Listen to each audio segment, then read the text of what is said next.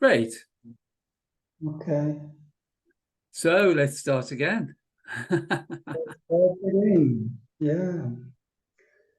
So, So I think the question was, how do you feel you are in terms of realization? good question. So, I have to say, since I experienced this shift 5 years ago in this certain season with Mooji, I became aware that the space is the being. Okay. Yes. And this doesn't need to appear necessarily, any idea, any programming. So life became more effortless and Mhm. I so much enjoy. And in this, I can easily experience stillness. And I'm aware, like now I'm in this room and the space is filled with presence and I can easily get into stillness. Yeah. In this, it's like at times I appear with a wanting, like an intense wanting for emotional recognition, for example, and then I go a long way out into this thing, into this personalized dream, Yeah. and then I even feel bad about it. I say, how is it possible, But it happened. And another thing that has been difficult, since I had COVID, my body was weaker and often I don't feel well. And Mhm. I realized I feel a bit disheartened. But at the same time, this is a very nice motivation because I see that this is not forever. This is not happening Yes. forever.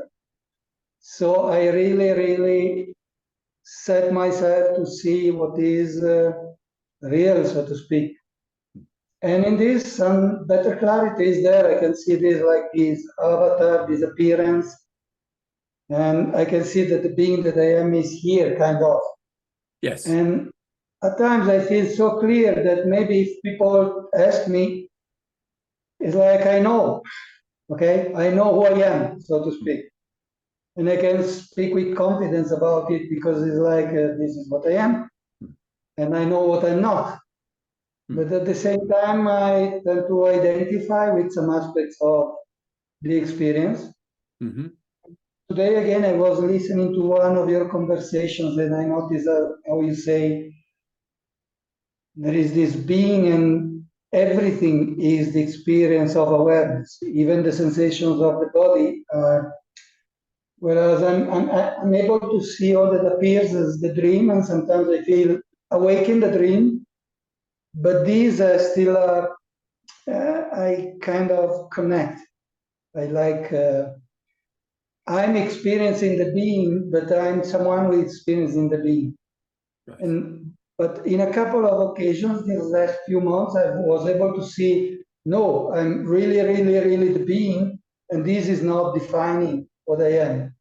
So I can see this as an experience. Hmm.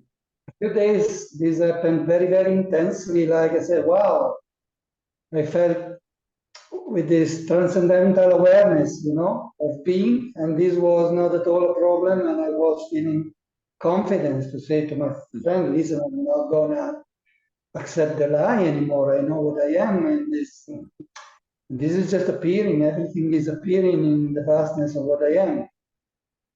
Okay, that was a moment, let's say a peak moment. Okay. Okay, this is, I'm sure you understand. Yeah. So Yes. really the the the way it can just be clarified is in the distinction between your infinite impersonal nature and the personal realm of experience. Because what you are, the beingness, is actually impersonal. It's an impersonal field. And what seems to tie us into individuality is the language we're using. And even when you were talking about, about beingness and describing it, there was an element of personalization in that because, well, it's hardly surprising because we've been conditioned into personalization through the whole of our lives with all the language, with everything we see, whoever we meet. It's always from a personal perspective. But the simplicity is that we never actually entered into the personal realm. The personal realm is just like a play. but you never became that. And so your infinite impersonal nature has always been fully present. It's just here in this moment, and it's impersonal awareness that is aware of everything. So as you mentioned, in one of the conversations, there's the realization that it's always just Rishi, Devita, and Chandas, which is the knower, the means of knowing, and the known, or awareness aware of itself. So if we just look at what's present at the moment, the awareness is actually an impersonal field. It's like an ocean of awareness within which everything appears. And once we know that it's impersonal, then it can disconnect identification from the personalized realm. And we can do that really effectively and in a practical way by changing the language we use. So for instance, we could say, well, I know what beingness is. I'm fully aware of it. So there is full awareness of beingness.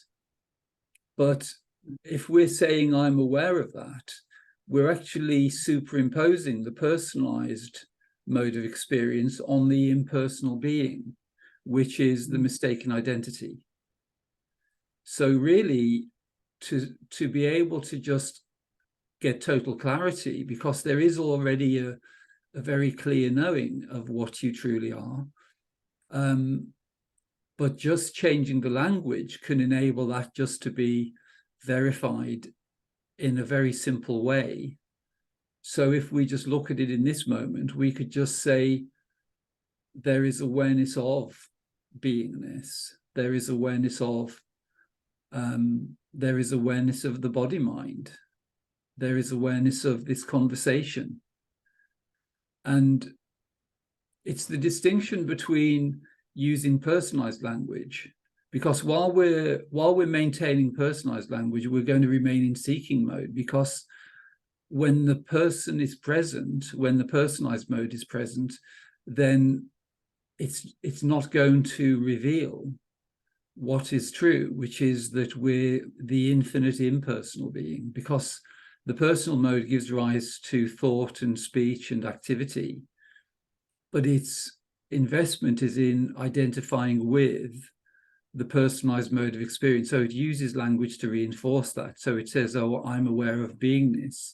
I can experience silence. But actually, it's never the personal which is knowing or experiencing. It's always the impersonal. So if there's knowing of silence, it would be correct to say there is infinite impersonal awareness of silence. There is infinite impersonal awareness of the body-mind called Simon. There is infinite impersonal awareness of this infinite ocean or field of beingness, which is known fully. It isn't that you don't know it, you already know it fully. It's just that the disguise continues when we're using personalized language, because it's called pragyaparad. It's the mistake of the intellect. It's the continuation of a sense of individuality. As you say, it's as though it's the individual who is knowing it, and that everything's happening for the individual, when it never has happened for the individual. Everything that's ever been known has been known by the infinite impersonal being, which is all you've ever been. So it's that simple.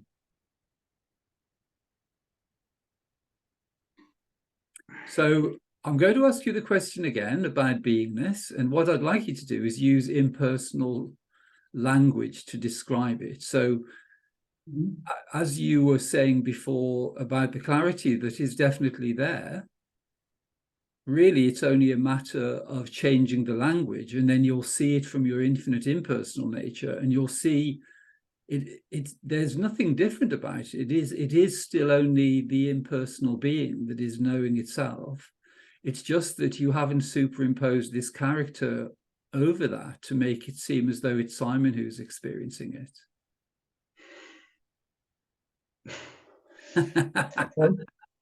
Okay. Yeah. Yeah, please, let's do it. Guide me, please. So you get me, what happens? Okay, there is awareness of tremendous joy. Wonderful. There is uh, awareness of limitless space. So there is infinite awareness of silence. There is awareness of being, knowing, etc. This, yeah.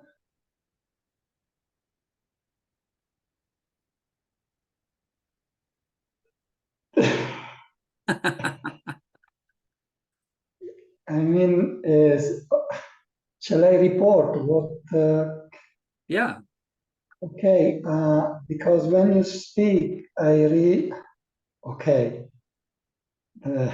I wish I knew how to use the language. It's like there is awareness of the being speaking to the being, and this a tremendous joy arises, and um, okay, a question arises. Say, okay, this is aware to itself. I don't want to intervene and be in between. I said, stop, enough. I don't want to be. Sure. See what I mean? Well, there's a distinction between self-realization and unity consciousness. So so what you're sensing when you say it's the being speaking to itself, so it's knowing that the infinite being is indivisible. There is only one being. And that one being, when we're experiencing as the ocean of beingness rather than the wave of individuality, then everything is arising within us, as everything is arising, all waves arise within the ocean. And so once it's seen that it's always like that, that the ocean of beingness is impersonal, then there's nothing more to be known, really. It's just that we can make the distinction. So there can be, if you're using language where you're describing, you described, the aspects of the infinite being, silence, the infinite being, but you can use impersonal language in terms of the personal realm as well. So we could say there is impersonal awareness of the body mind. So there's impersonal awareness of the clothing. There's impersonal awareness of the objects in the room. There is impersonal awareness of the telephone screen. There's impersonal awareness of the two voices, and they're known equally. See, when you say it is true. So what you said about awareness of the body and stuff, I hear it as if I'm saying it, and it is true, and I have no reason to deny it. Yes. It's just I go there and say, and then I say, okay, but what if this becomes a doubtful experience again? What if I start saying, oh yes, I got it, because I can see honestly there is been a long involvement with Simon wanting to get it. Yes. And I know that the one I was looking for is not a me, but there was a me who moved towards it, Yes. Well, really, the solution to that is quite simple, which is that if doubts arise, those doubts arise as an invitation back into the personalized mode. So they could be thoughts like, well, I'm not sure whether this is true, Simon. I think you need to seek for much longer. You're not there yet.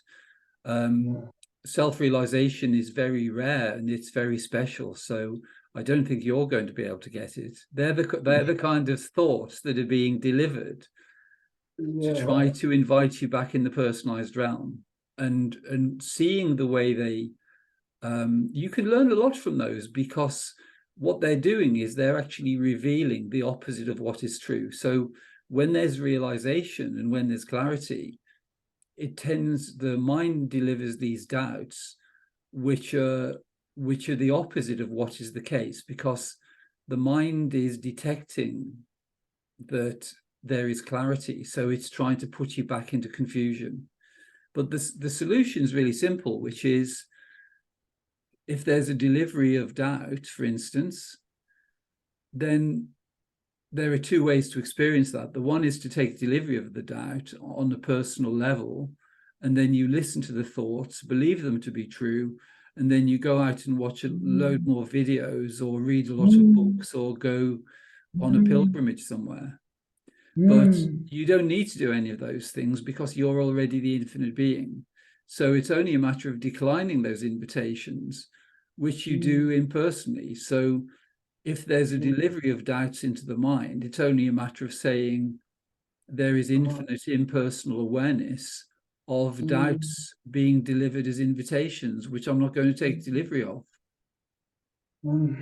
Yeah, you're right. You see, I so much like to listen to talks still.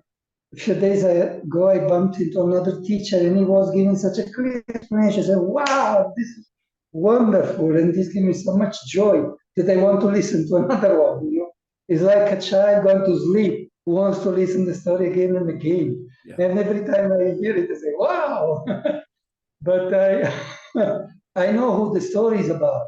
But when someone is unraveling the thing, even to, and I say, wow, I don't know. So yeah, I should just stop it.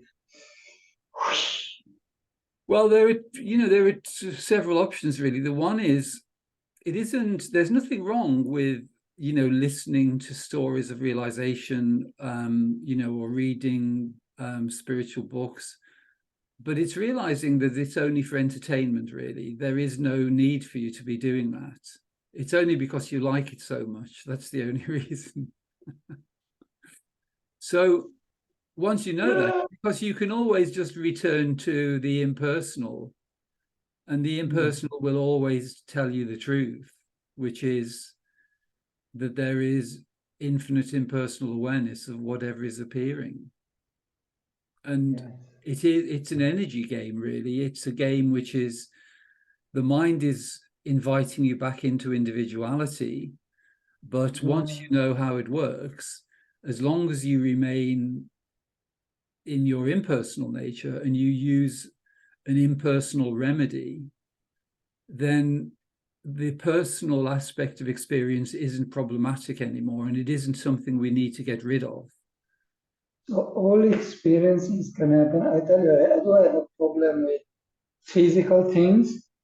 And okay, yesterday I went to sleep and I was trying to tell myself, listen, if you're the being, then this experience is happening and will happen anyway. Stay as the space to which is happening. But yeah, can I tell you something? When I was, forgive me, when I was a child, I had this beautiful experience that I always recount because it means something to me. Okay, I don't know, for something. Someone died next to the family. And I asked mom, do we all die? And she said, yes, one day we all die. And I clearly remember thinking, how can I die? I always existed. But as a consequence of this thing, I started to go to bed at night and I would repeat to myself, it was really, really small, maybe 4 something, I don't know the age. One day I will not exist anymore. I will not exist anymore. And this dharana, this contemplation was enough to get me out in some darkness, limitless. And of course, I had no names for it. I was just enjoying this space, and I would see lights on strange faces. And then after some time, I don't know how much time, I clearly remember the sensation of this coming down and then poof, again being identified in the dimension of the body. Okay? So this was so possible when I was a child. Then I forgot this experience. I remembered again in my 20s when I received this initiation, and there was again a connection with all that magicality that belonged to the child. Okay? Yes. And then, of course, was wow, and then many things happened afterwards. What I'm trying to say is, which is crazy, somewhere here there is this awareness because there's been even experience, right? Still, Yeah, of course. Let's say I'm not able to do that. I wish it. I don't want to say again, I'm not able to do that. But yeah, it's like I so identified. I'm so worried now at the idea of whatever. When I had COVID 4 years ago, I was really scared and panicking. I say, no, but I don't want to die. Not now. I'm not ready. I want to, because I always knew since I was in my 20s that this was my sacred desire, you know? Like this conversation, you have no idea what it is for me, because you have no idea. Is like seeing in the dream of life, you know, the gift appearing and the message being told. And I say, Simon, just accept it, you know, come on, accept it. It's coming. It's like for me, it's God itself is come to tell me, Simon, I'm here. Come on. Yes. It's okay, it's just food, you know. Okay, this is all this emotional stuff I just wanted to express, if you don't mind. Because there has been such an intense love for this, and now even the wanting seems too much. You see what I mean? I say, okay, enough of the wanting. But at the same time, I see that what is being recognized is not going to become mine, so to speak. Is that what I mean? Yeah, that's a good way to put it, because, you know, what you were describing is the truth of your beingness isn't actually being registered in Simon. It's being registered in the infinite being, in the infinite awareness. So it's only the infinite awareness which is knowing it, and it's already knowing it fully. It's just that there's this filter which you've consented to, which is the filter of personalization, where it seems as though Simon needs to do something. But actually, Simon isn't even required. Simon is like, you know, a virtual reality sideshow. But what, you know, all that is ever knowing anything is infinite awareness. And infinite awareness isn't experiential. Infinite awareness is the knower of everything that's known. But what you say, it's so wonderful. I look at you, I say, I want to become you. You see what I mean? I recognize all that you say as being true here. And yeah, actually, there is even no reason why going there to what doesn't know, because what doesn't know is just a ghost, like an appearance, right? If I stay here as, yeah, okay, sure. Well, the infinite being, which is inescapable, it's the only thing you can be, is like the actor. You know, the actor never becomes the character. Simon is the character, and Simon's life story is the script. But Yes. the actor, which is the infinite being, playing the role of Simon, never becomes Simon. It always just remains as the infinite being. And in this moment, there is just infinite awareness of this storyline. So when you're looking at whatever the content is, whatever the personalized content, there can be just awareness of whatever is arising. So there can be, you know, there can be the thought stream, there can be memories of Simon's life, there can be thoughts of the future. None of those make any difference really, because they're just the lines in the play. But what's constant is the awareness aware of them. And once, you know, there's the simplicity of seeing the impersonal nature of that awareness, then there's a very clear distinction between what you remain as and the role that's being portrayed, the role of Simon. And if you just look at that distinction, because there's a sense of existence in this moment, there's a very clear and tangible sense of existence. And that sense of existence, everyone has told you, is the existence of Simon. But that sense of existence, which is fully known, has just been the existence of the infinite being all along. It's just that creating a sense of individuality, that sense of individuality has kind of captured that sense of existence, said, oh, it's mine, I'm existing as a human being in time and space, and things can happen to me. I can get COVID, or I can have different experiences, but that sense of existence never actually moved from the infinite impersonal being into the personal realm of experience.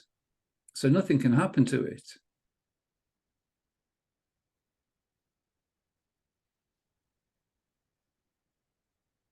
And in some ways, really, it could well be that there's just such an enjoyment in the whole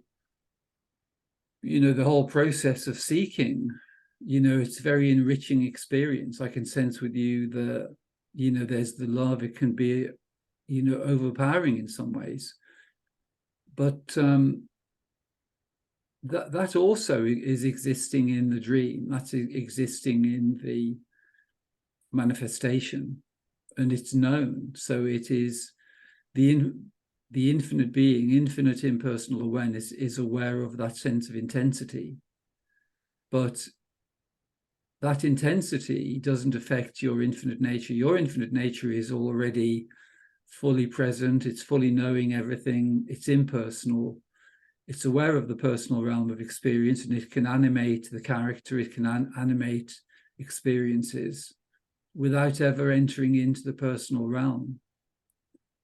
And there's the option to just rest as that, as Nisargadatta says, just remain as the I am. But in a way, that is slightly misleading, because when we say I am, there's a tendency to take delivery of that on an impersonal level. But we could say remain as the infinite impersonal being.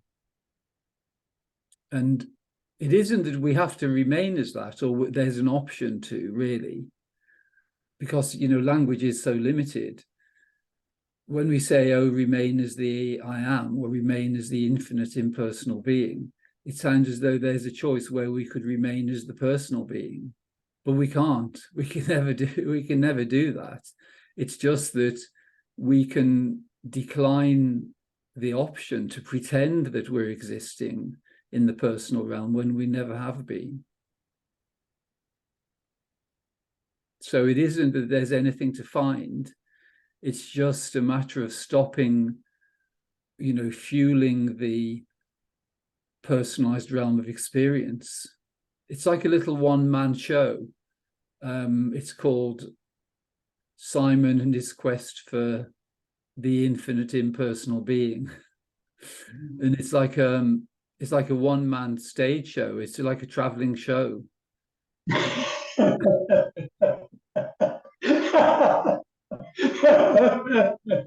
And you cast yourself in the starring role, and then you're going around putting this show on everywhere, and you're talking about it. You go and talk to spiritual teachers, and you go and meet all these other people and talk about it, and you talk about key moments in the play,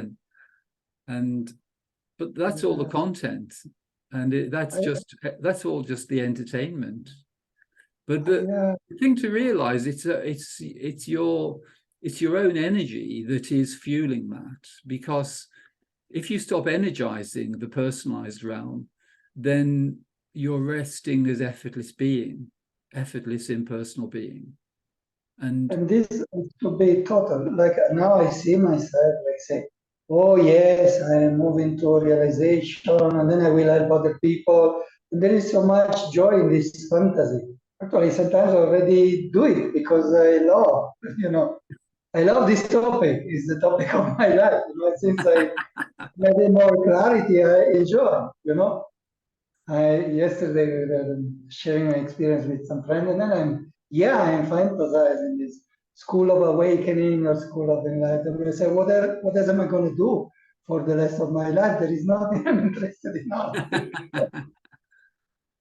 Well, actually, there is an option, and the option is to actually move from identification with the personal realm of experience, because the personal realm is something which is mainly to do with us gathering experiences, you know, gathering clarity, but where there's alignment with one's infinite impersonal nature, then you actually cease being in service to individuality. You're no longer maintaining that one-man traveling show. You're then in service to the infinite being, and the infinite being decides the role that you're cast in, and you can be cast in the most amazing roles, because while you're in the one-man show, it's a limited opportunity, because it's the confinement is in terms of one's own concepts and experiences. But by aligning with your infinite impersonal nature, the infinite being can begin to write the script and can begin to utilize all the knowledge you have, all the clarity you have, the deep love that you have, and it can utilize that to restore clarity for the people that cross your path. And that's the option. Yes.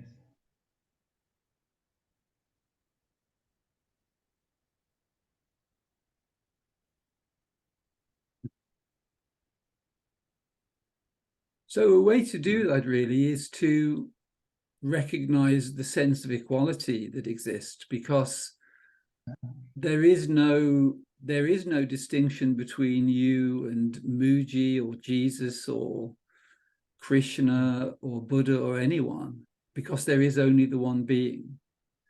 And Yes. and part of the joy for you has been a kind of devotional aspect, you know, which you've maintained in the experience.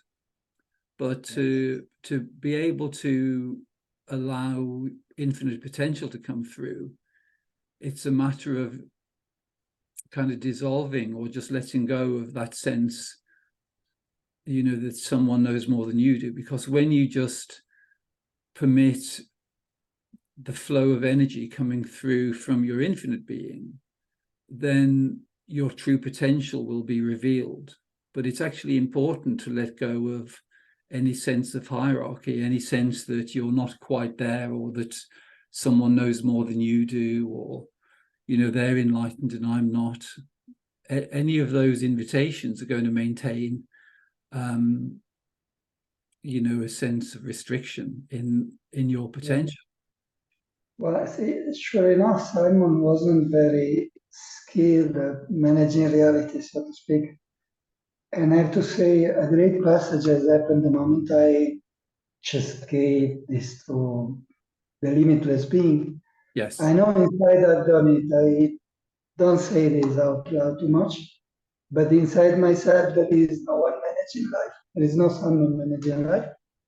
Great. And yeah, this awareness is now, if I just close my eyes, and there is awareness of cosmic being just present, not even present, it's just there is. All that is there is cosmic being. Yeah, I don't know, it's, yeah, you're mentioning this devotion, I think, as they say, I know nothing, but there's nothing, whatever is there that can be said or shared, that can be said or shared, or nothing. It's just so beautiful. No, wow. There is awareness of tremendous energy being manifested in huge expansion. So, and this is, thanks God, there is awareness of ideas appearing and identities appearing, but there is no need to connect to them. Great. So, yeah. Well, that's the key, really. It's just simple. For you, there was already, you know, deep experience and clarity. It's just that the personalized realm of experience and the way we use language automatically really is in the personalized mode. But when you see that you can just return to functioning and communicating from impersonal being, then that's really game over, because there's no space for individuality in the impersonal being.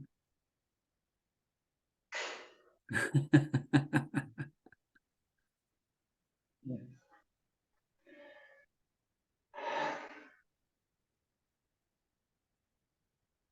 So it's game over, really. Yeah. Yeah. But Yes.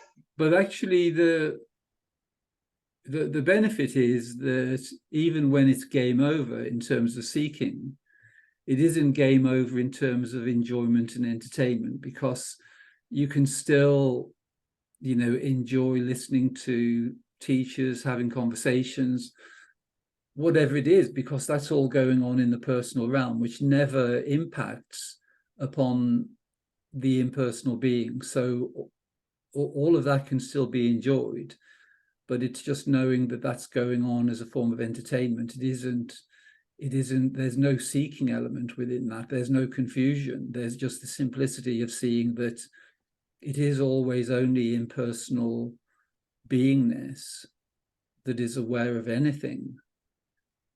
And one thing that there is awareness of is the personalized mode of experience.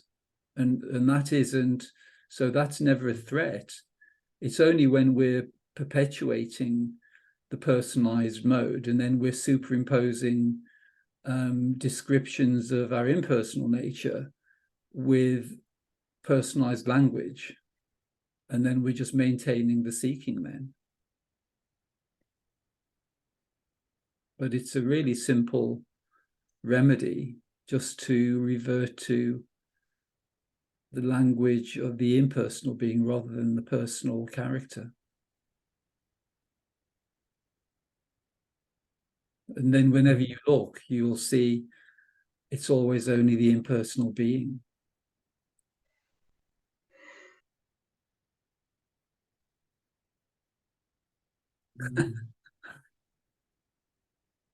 Lovely. Well,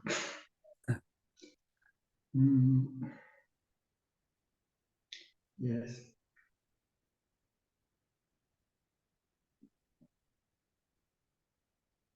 So, yeah, can you explain to me again all these things about experiences? Like now there is experience of you as a light being. I kind of see it. Yeah, well, unity consciousness is different to realization. So realization is when we no longer mistake the infinite impersonal being for the personal character. But unity consciousness is experiential. So what that means is, once we've seen that we're resting as an impersonal ocean or an impersonal field of awareness, we notice that everything is arising within that equally and effortlessly. So in this moment, there is awareness of the phone screen, there's awareness of the objects in the room, awareness of the body mind, awareness of the two voices. And so everything is known equally. So when Simon is speaking, there's full awareness of that voice. And then when David's speaking, there's full awareness of that voice. And the one isn't known more than the other. They're known equally. They're just like a wave arising on this single ocean. And unity consciousness is seeing that everything arises as a wave on this unified ocean of beingness. So there is only one ocean, the ocean of beingness, and everything is arising equally. So you can have waves of different duration, but those waves, they arise and then they fall back into the silence. And so it's the distinction is between the subject-object mode, where we believe that we're human being in time and space, and that we're having the experience as a human being.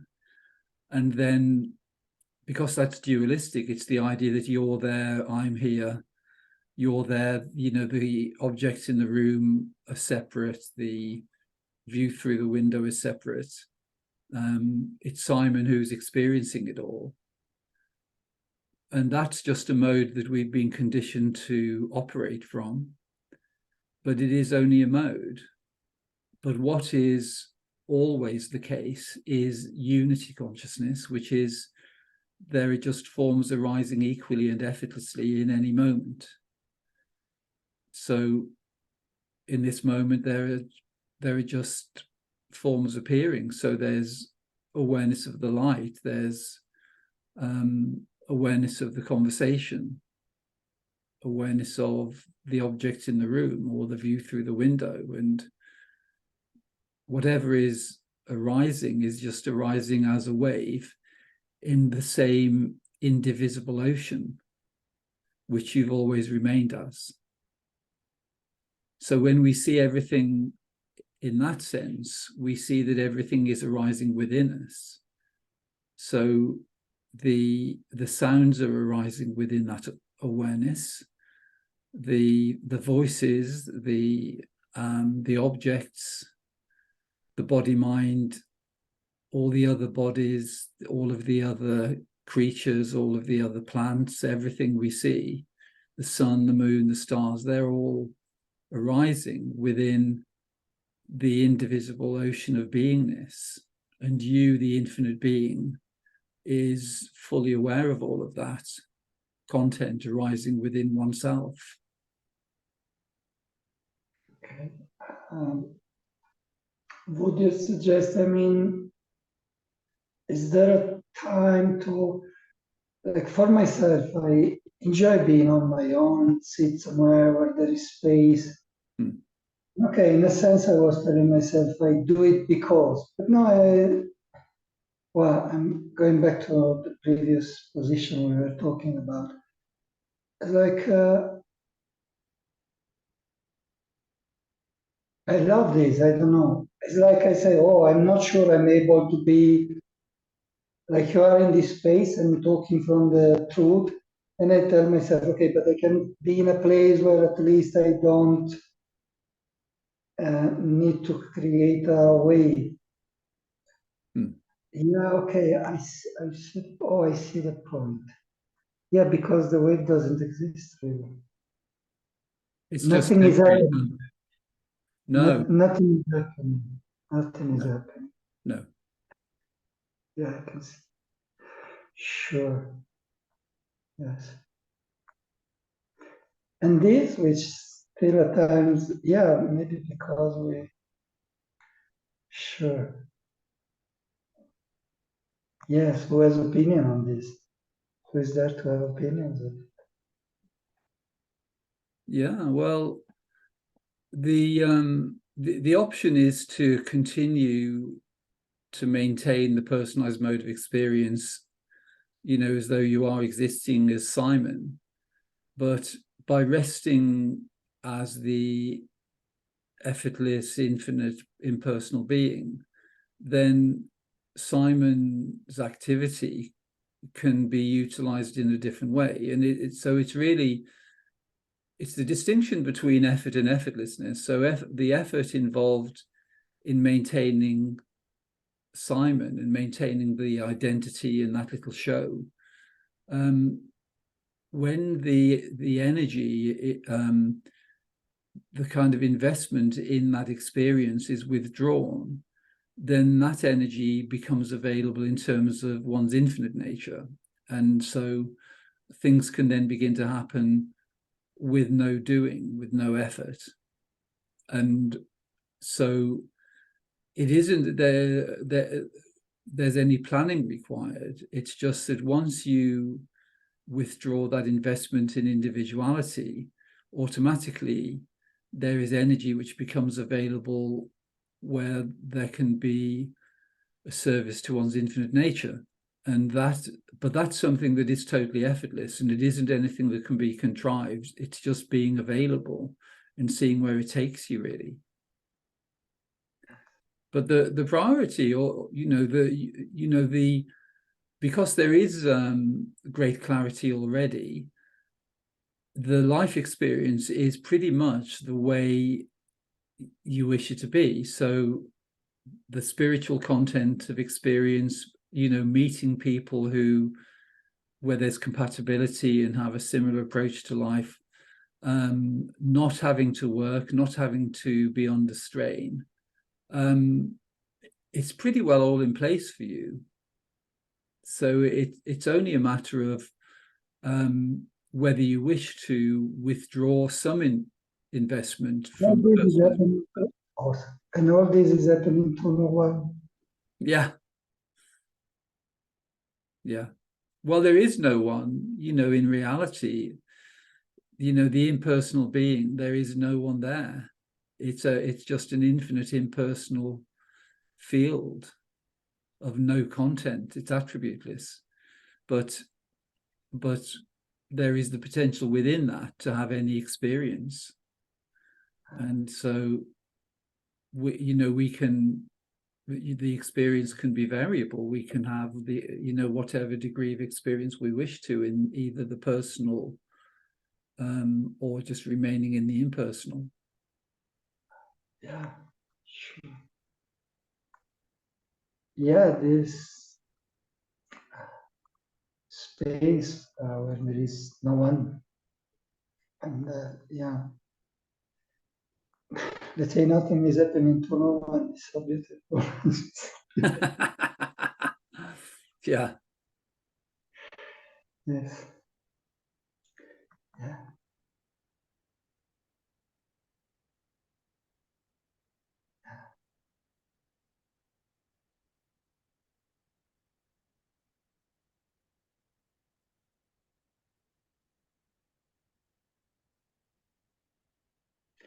I don't know, so life is more a dream than a dream.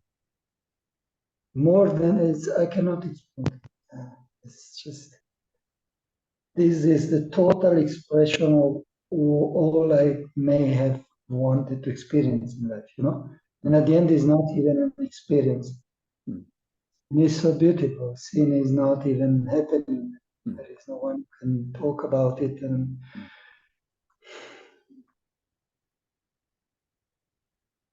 yeah. And if you try to say to someone to whom are you speaking, so much, see, I meet people and it's like everyone already knows. What are you saying? Everyone knows.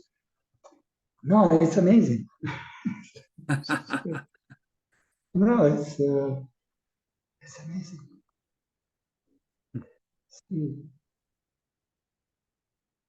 life couldn't be more fulfilling than this, honestly. Couldn't. Just, completely present to itself and completely nowhere to be owned. Just wow.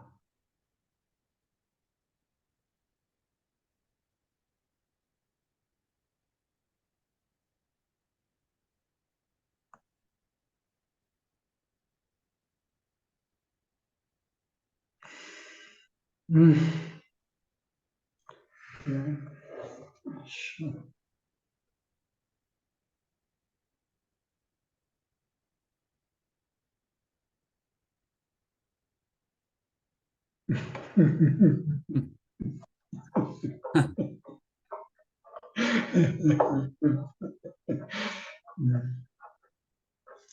Yes. Wow.